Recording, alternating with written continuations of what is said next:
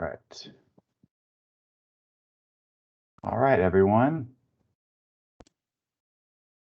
Thanks for coming to the workshop. We're going to go ahead and get started.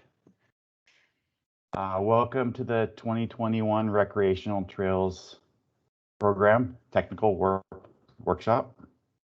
My name is Ethan Mathis. I'm joined with Matt Walmond. We'll be your presenters today.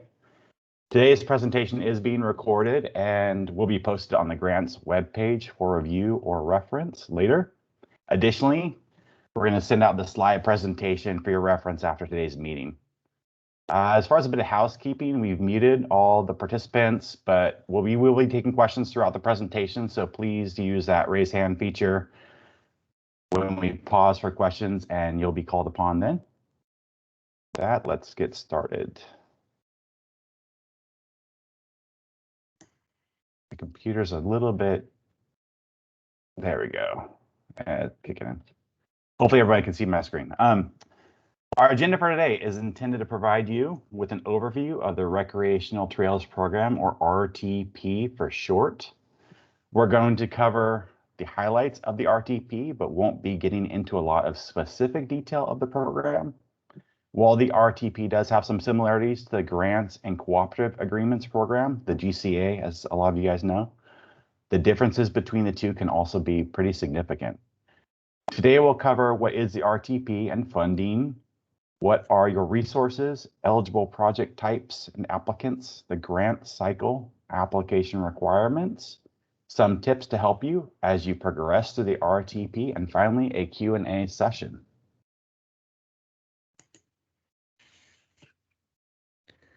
All right, so the Recreational Trails Program, or RTP, is a state-administered local assistance program of the U.S. Department of Transportation and Highway Federalism Administration. So what this meaning is that this program is a federal dollars, and it's a federal grant program, and we're just administering it. We're kind of like that in between. The state of California, the Department of Parks and Rec, is authorized to administer the program. So for non-motorized, RTP projects are administered by the Office of Grant and Local Services. They are known as OGALs. If you are here today because you are interested in RTP, a non-motorized grant cycle, unfortunately, this workshop and upcoming grant cycle is not for you. The application deadline for the next non-motorized RTP grant program will be in February of 2022. So if you're interested in the upcoming grant cycle, please contact OGALs for more information. This grant cycle, specifically what we're talking today at this workshop, is for motorized projects, and that is what is administered by us, by the Off-Highway Motor Vehicle Division. While similar, the RTP is entirely separate from our program, from the Grants and Cooperative Agreements program, and we'll go over that as we go along through the presentation.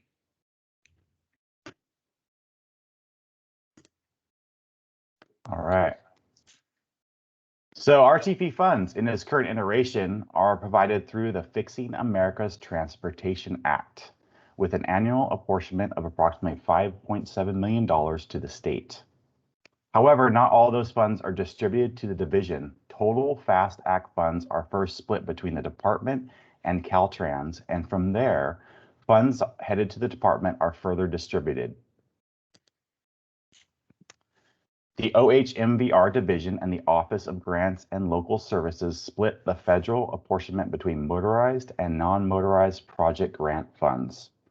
Total funds available to OHMVR RTP are about $1.5 million annually.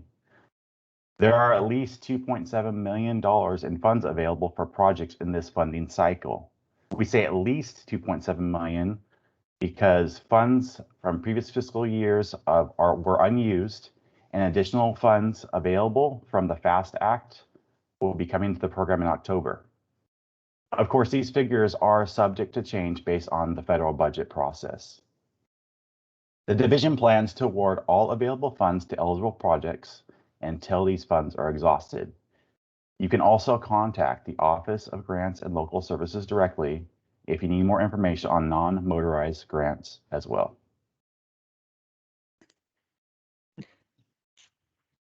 There are several resources available to you to assist you and work through the RTP application and understanding of the program.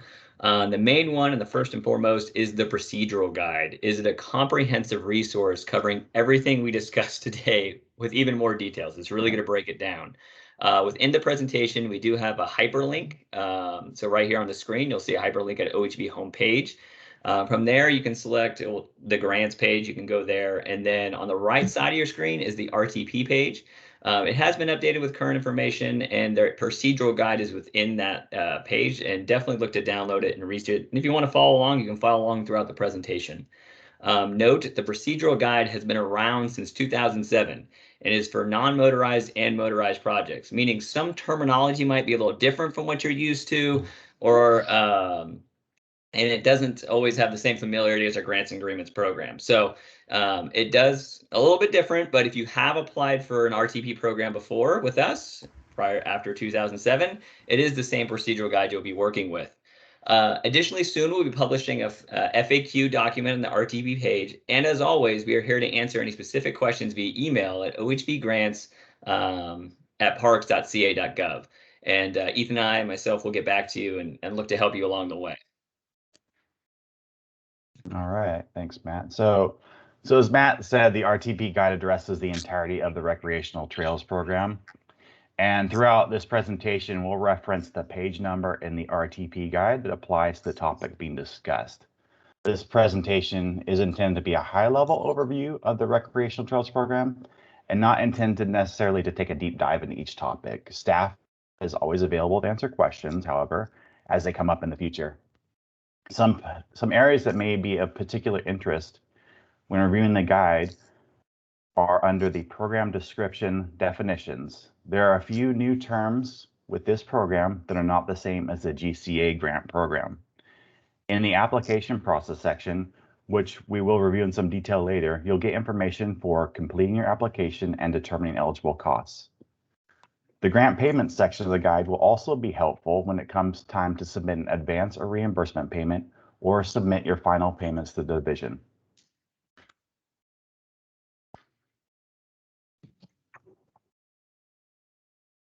All right, so let's get into some meat and potatoes here. So the eligible project types can be found on page 13 of your guide. If you have familiarity with our grants and our cooperative agreements program, these project types are very similar to them, but some have a different title, so it gets a little confusing. RTP eligible projects include acquisition of easement and fee simple title of property, development and rehabilitation of trails, trailside, and trailhead facilities. And so that is kind of like your development category if you want to compare it to our program. So that is a development there. Construction and maintenance of trails, which is very similar to your ground operations category. The one thing that's different is it's not really designed for the pumping of facilities and cleaning of OHVs and those kind of things. So pumping your toilets and cleaning facilities. It's more looking at the on-the-trail work that you guys are doing and maintaining your trails is the focus point. Purchase or lease of equipment.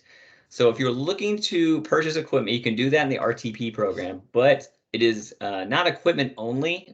You must look to include the equipment purchase in one of the other eligible project types. So for example, if you're looking to buy new trucks, include those trucks that can be used on your trail maintenance. Or if you're looking to purchase a dozer, you're looking to buy that dozer to a part of your development project, which is creating your trails. So it is not purchase equipment only. You have to kind of tie them into a project. Then we have assessment of trail conditions for accessibility and maintenance. This is like our planning category, but it's a little bit different. It only could be planning in the sense that it has to be tied in with one of those other projects. If you're doing a plan for the trail maintenance, there you go. If you're doing a plan for the development, you can include it as pre-construction cost. And then we have development and distribution of education messages. And this is our education category in our GCA program.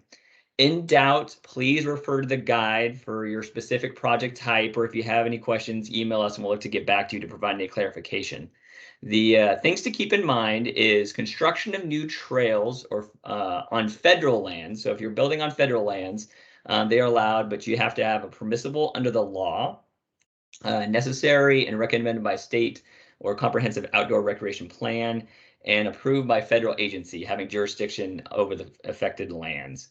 Our education project types are limited to only 5% of the California apportionment.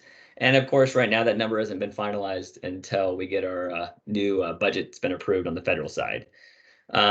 Things just to make sure you're aware of is, so you can also find a comprehensive list of eligible projects on page 14, but things to note that there are no planning only projects in RTP, no restoration, and no law enforcement.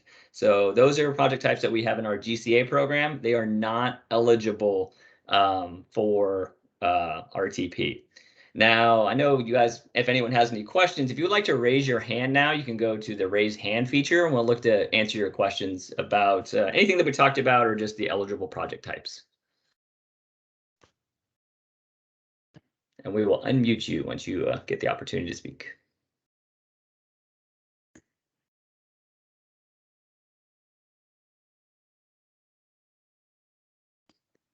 All right, we did get one. Yeah. Trying to unmute Mr. You can unmute himself actually, Joe. Go ahead and unmute yourself. Okay. Question is on two questions. What's the difference between development and rehab of trails versus construction of new trails? And then second question is, if for construction new trails, is CEQA also a requirement as the money goes through the state? Good question, Joe. So yeah, just the way that's it's worded a little funny in regards to that. So development, the way I look at it is development is like you're building something new. So if you're building new trail and all that, that kind of goes into there. And Olga, we phrase it that way so it's easier for you to understand. The rehabilitation of trails, that's like your maintenance. So we call that maintenance in regards to when you look into Olga. So, and that's the word that's kind of confusing is rehabilitation. In our GCA program, that's kind of like restoration. But for this it's kind of rehabilitating a trail and maintaining to the standard to keep it active is the idea. So development is building something new, rehabilitation of trail, and then they hit a subcategory, construction of new trails.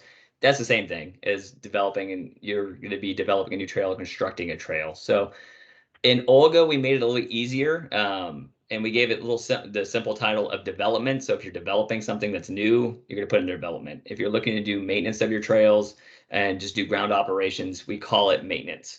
So it should be a little cleaner for you guys to kind of understand, because yes, when you look at the terminology they use here, they kind of mix them, which made it a little confusing. And then your second question, yes, CEQA is a part of the program, and that will be something that will be covered a little bit later. But Caltrans will take the lead on that, and Ethan will cover that later in the presentation. Absolutely. Zach, go ahead and unmute yourself.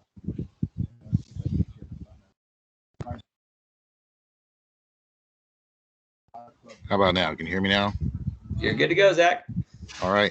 Yeah, I just want a little clarification on restoration versus maintenance. We have a lot of trails out here that maintenance and restoration are kind of there's a gradient between the two.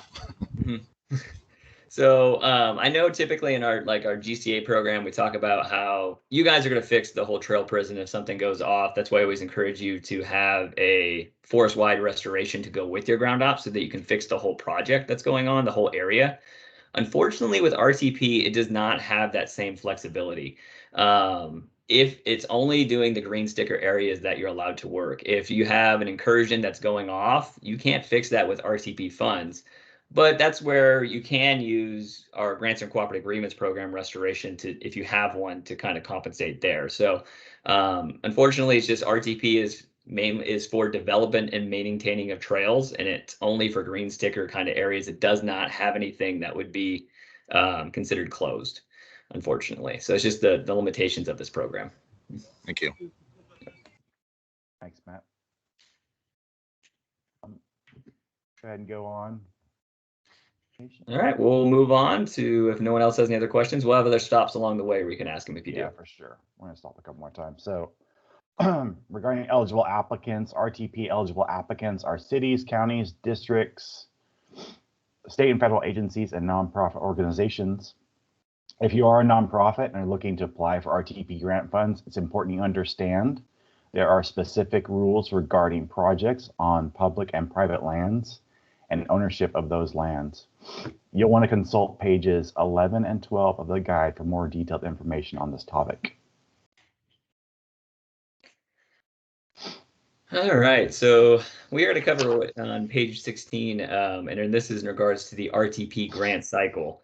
It can be lengthy. For those of you who've been in the program before, you have kind of experienced that. And so we're just going to keep in mind, we are anticipating funds being available no earlier than August 2022. So that's just their process of federal highways. We did check in it again to see if anything's changed since we did the last cycle, but no, it is the same type of window that they're looking for.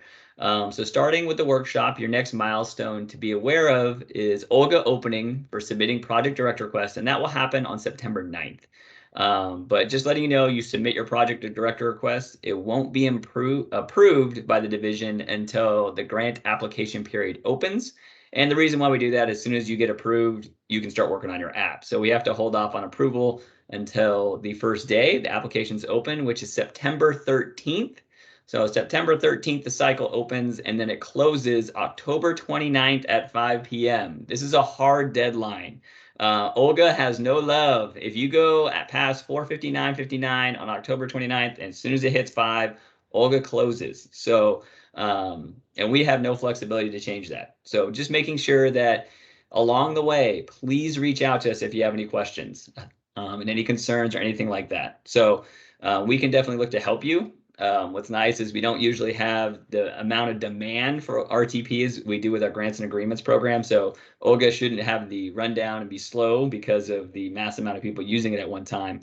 But in general, for those of you guys who've used our online grant application system, it can be fickle. It can have its little issues from time to time. So please reach out to us if you have any questions. If you're getting any errors that are slowing you up, reach out to us and we can definitely look to troubleshoot those and help you along the way. Unlike the Grants and Cooperative Agreements program, there is no preliminary application with RTP. Only a final application. You get one shot at this thing. There's no redos. So if you're going through the guide, make sure to read the guide. It provides the information that you're looking for. But when you submit, that's what we're going to be taking. You don't get there is no division comments or anything like that to give you feedback and a lot of opportunity to change. So once received, the OSU review team will review and score your application, and the projects are going to be recommended. And this will happen in January 2022. Our goal is to have them recommended and the sheets be available prior to the start of our grants and cooperative agreements program. Just for workload wise, it makes this a lot easier for us. So starting January 2022, we'll make our recommended list. And this is what we turn into Caltrans and federal program, and they take over and they will start to review your projects from the federal requirements and RTP. Then Caltrans will start the process. They're going to review your applications, and if they're approved, the recommended projects are sent to federal highways to final approval and funding again. Again, this process is lengthy, and the division will work with applicants throughout the process. You might be thinking to yourself that if this process is so lengthy, how can I look to accomplish a one-year project or look to do something right away? And honestly, the truth is RTP is more designed for projects that are longer. So I know our Grants and Cooperative Agreements program, ground operations is 1 year. It's different in RTP. You can have a 3-year ground ops project. You can have a project that guarantees you funding for 3 years. You can build it in, and that could be an opportunity for match in our grants and cooperative agreements program. And that's something that Ethan will cover in a little bit. It's also designed for projects that you're kind of in the developmental stages, that it's not ready for in the ground. And so that you have that time to start building it and putting it in together. So if you're looking for a quick solution to try to get funds right away, RTP is not the one you're looking for, but it is a very good solution to those that are looking for ways to supplement their budgets and do that, because you're going to find a way to have guaranteed funding source for match. So before we move on to more details about grant application requirements and the match portions of the workshop, does anyone have any questions about the cycle that we can look to answer now? Because I know it is kind of daunting when you look at it that available funding won't be available until at least August of 2022. So any questions that we can answer about the process of the grant cycle?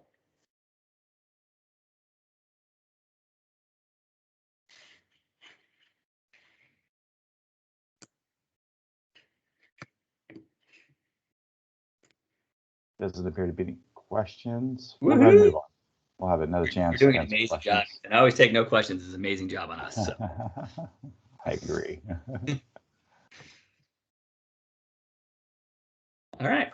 Okay. Let's talk about some general application requirements and the match rules. Applicants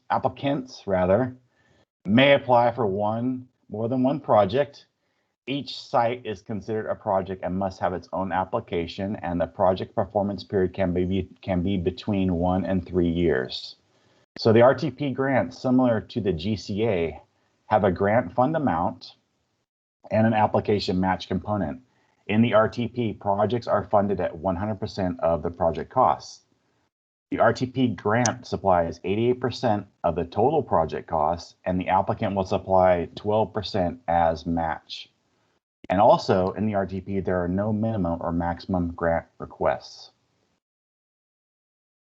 Can I give an example of that, Ethan, real quick, just to kind of— Absolutely. Because I know the scenario could play out. So this year we are adopting a different kind of handling away the RTP.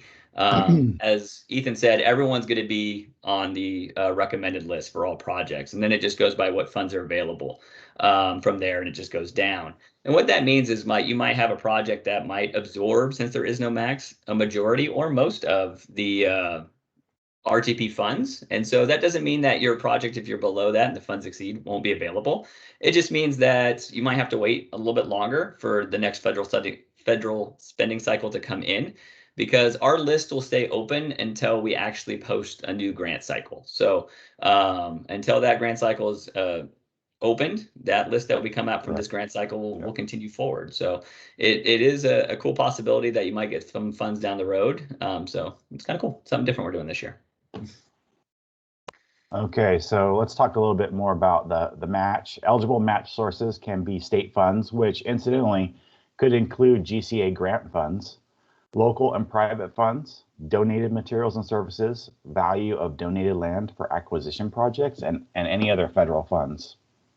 So if other federal funds are used as a match, the total federal funds claimed on a project cannot exceed 95% of the total project cost. Now, that's a lot. So what that means is an RTP grant with a federal fund match has to be less than 95% of the total project cost. So you have your RTP grant, you do a match with some federal funds, don't exceed 95% of the total project cost using federal dollars. On the topic of match funds, if you have a GCA project coming up for the 2023 grant cycle, you may also use RTP grant funds as part of your GCA match. However, be aware, as we've said multiple times, the extended lead time to award RTP funds, and consider that when you're looking at that option for your project.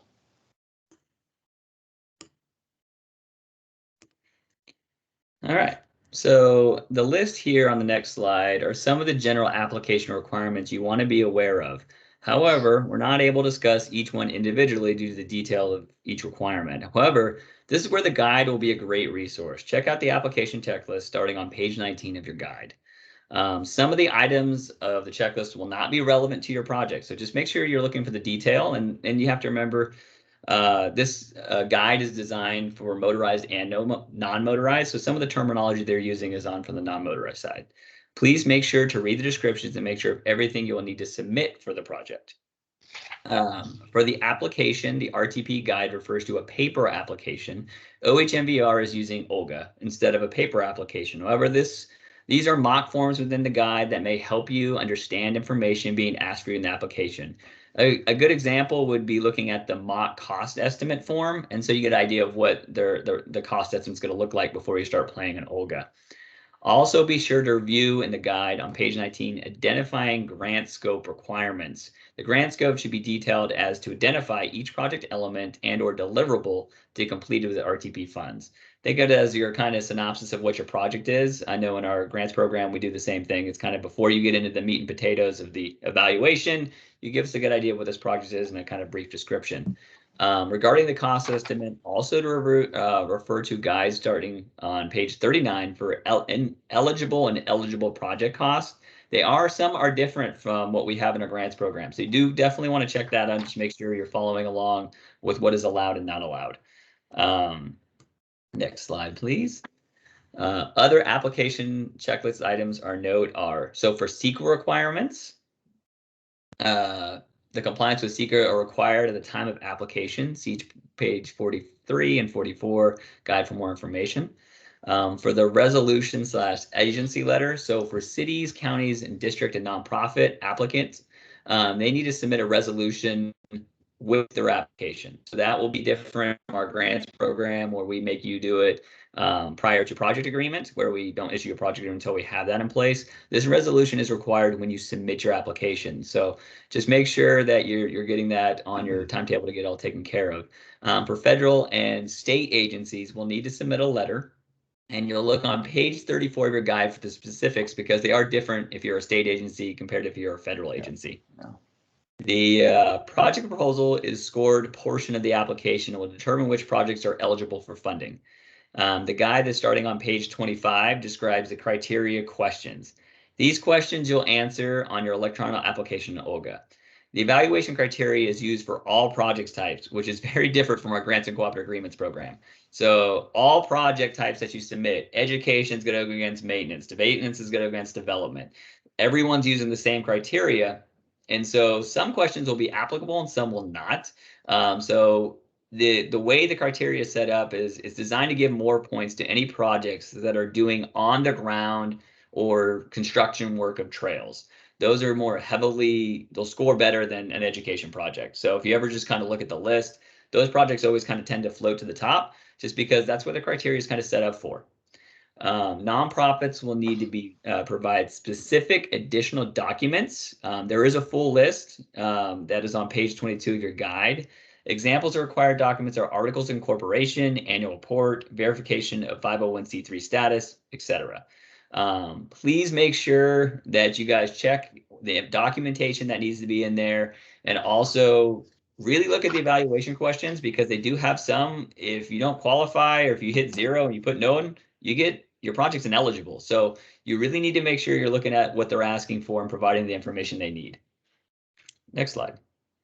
Yeah, and just to reiterate, the guide is very comprehensive. So there's a lot more information in that guide than we can possibly cover in this presentation. So please feel free to use that and always, ask us questions that come up. Okay, so federal application requirements include NEPA compliance, completion of the National Historic Preservation Act, documentation of the project on the state or local transportation improvement plan, and an appraisal for acquisition projects. Except for NEPA, the applicant will wait to complete these specific federal requirements until the OHMVR gives its recommendations for eligible funded projects. So you'll recall, we mentioned earlier that Caltrans is part of the review of RTP projects. So once Caltrans begins its review of these federal requirements, they will hold an informational workshop to go over the requirements with applicants.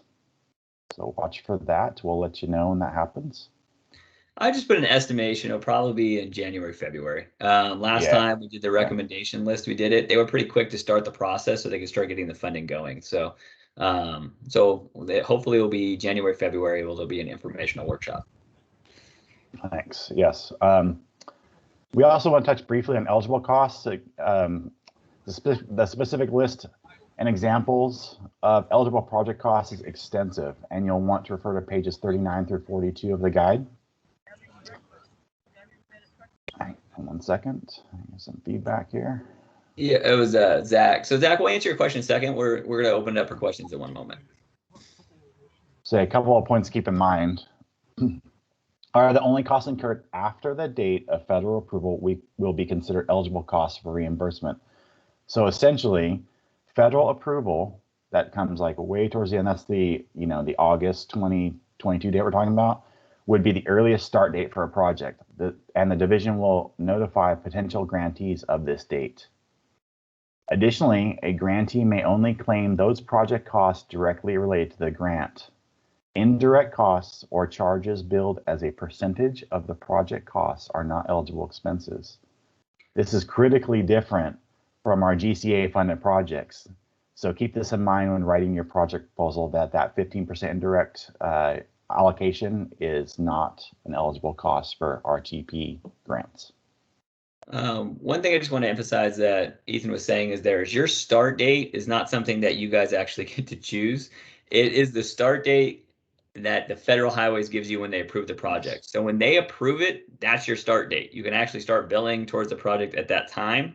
So for us, what it works is they give us the start date, then we start creating your project agreement from there and giving you everything going forward so that you guys can have it on your side for signatures and all that. But yeah, that start date goes as soon as they give the green light for the project. It starts the window on it. So that is different from our program as well. Yeah, and those costs will be reimbursed essentially. There may Yep. not be a signed agreement in place, but those costs can be eligible. So application tips and pitfalls to avoid. Lastly, a few tips to be aware of when considering your RTP grant requirements you'll have to understand during the project. Applicants need to be aware of all federal rules. This is where the guide will be helpful. Please and understand it, as this program is different from our GCA. We keep emphasizing that because it's been a pitfall for people in the past. Is they said, well, it's allowed in there. It's a different program. They have different rules. Projects may only request a 50% advance at time. Further, any subsequent advances request must show proof that 88% grant and 12% match monies were spent. There is no extra credit for higher match amount. So in fact, the higher match you make, filing reimbursement difficult as federal requirements mandate each advance or reimbursement must show grant and match spending exactly. Which leads us to the federal rules requiring proof of 12% match on a request for reimbursement. That is, with each reimbursement request, a grantee must show proof of exact 88% of 12% match spent. I got it. So example of this is in our GCA program, a lot of people just do grant reimbursement all at one time, and then the last payment request, they provide us all the match and their last final payment request with the reimbursement. That is not allowed in RTP. Yeah. Every payment request, it has to have a breakdown at 88% grant of your total project cost for that payment request and 12% of it being match. So that's why we really say go with the 12%, because if you increase it and say you did 25%, that means every payment request must have 75% grant of the total project cost and 25% match.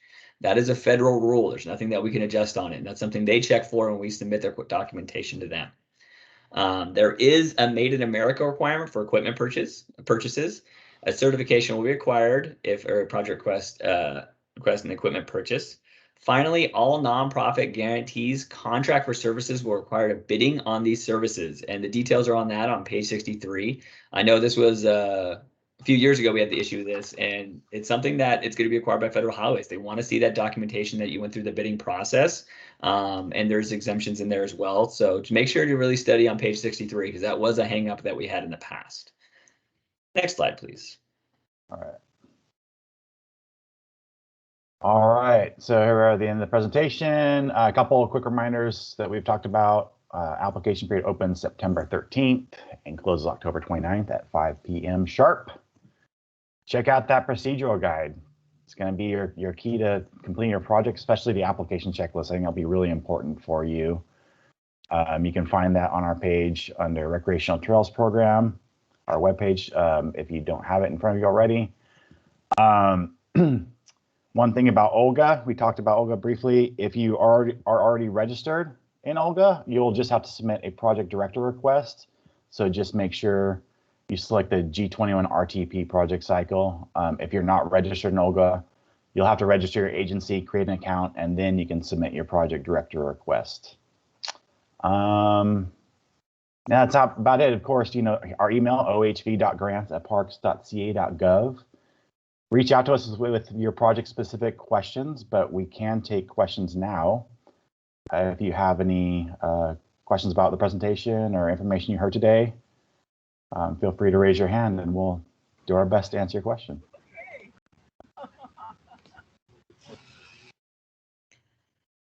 Zach, I see you have your hand raised. Go ahead and unmute yourself. All right, good morning again. By the way, there's someone jackhammering in the background if I suddenly cut out. So just real quick on the NEPA, my impression has always been that when you're working on either local or state responsibility lands, that NEPA doesn't apply. Is there something kind of goofy with when you're applying for federal funds that you have to do an extra step? That's a good question. That's something that Caltrans, it's a part of their requirement to check to meet it because it is federal dollars. So they do check it for federal highways in regards to the NEPA.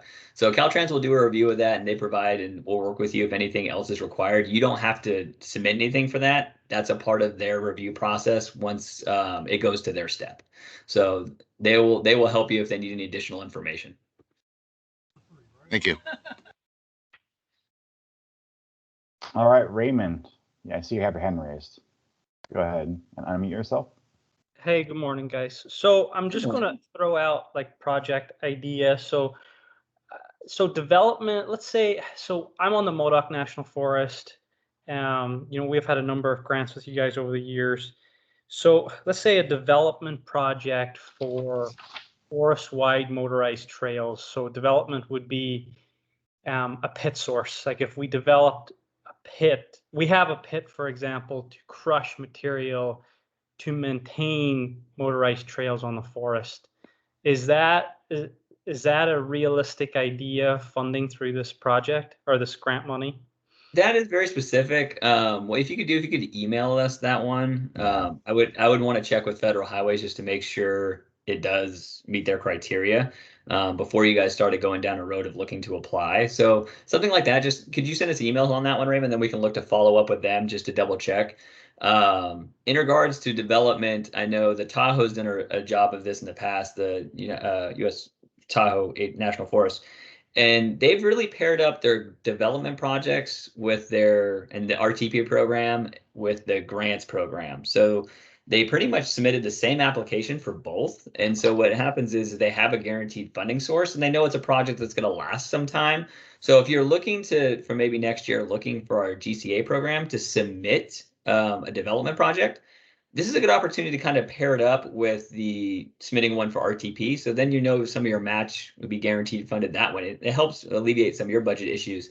Just if you do look to pair your grants program and RTP together to where they're doing match, you want to note that in the notes section, if you didn't get awarded for the GCA program, what's your backup plan for that match?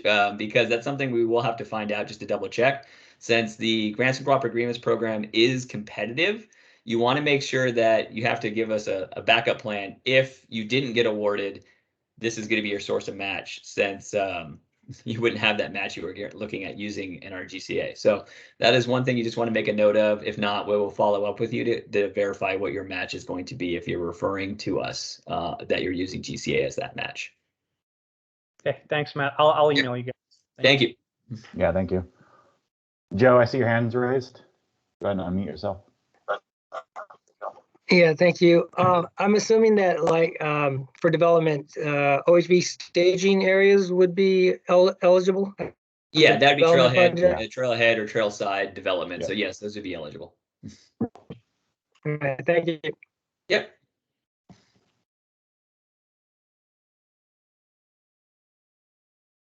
Any other questions we can help with?